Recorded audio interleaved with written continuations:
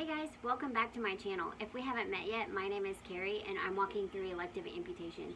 And chances are, if you're watching this video, you're probably walking through elective amputation also.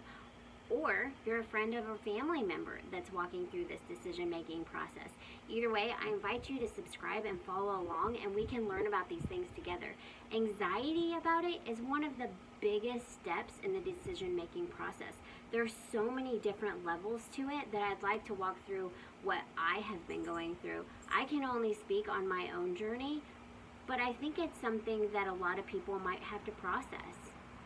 Do I have anxiety over amputation? That's kind of a loaded question. The short answer is yes, but I also have anger and excitement and guilt and sadness.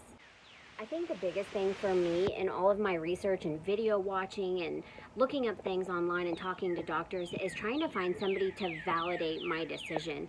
And unfortunately, if that's why you're watching this video, nobody can do that for you. Unless it's a traumatic injury, there seems to always be another surgery. There seems to always be another process available. It's until we decide to take our own lives back that we can decide major things like this in order to have a better future and a better life.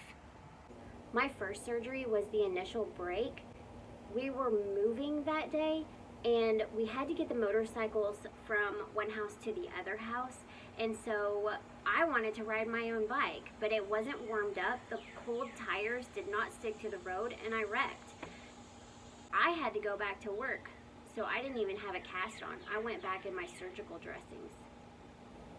I get angry that it ever even happened, but what's the point in that? There's nothing I can do about it now, so why go down that path?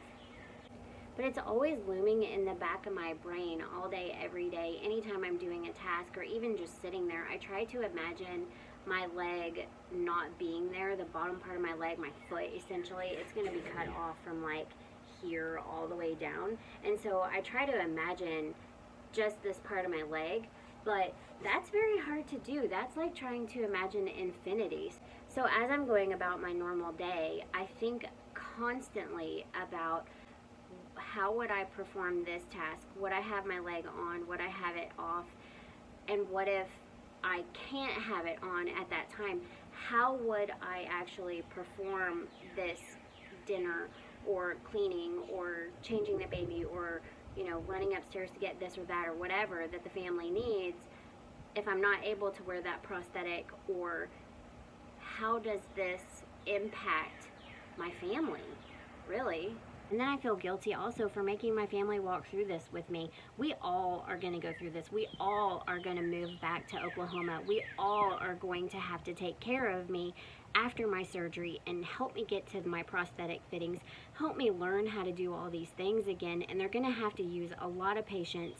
And I'm going to have to exercise a lot of patience with myself because I am a perfectionist and I want things done the right way and immediately. And if I can't do that, it really weighs on me.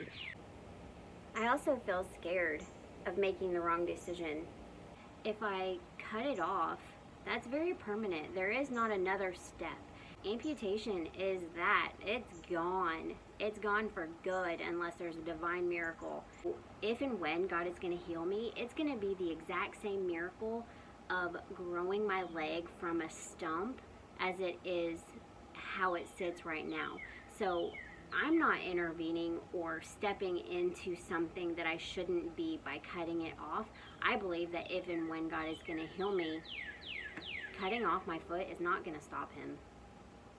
It drives me insane, to be honest. It's just constantly processing and processing and processing. Would it have been better to just wake up without my leg? Would it have been better to have a traumatic amputation?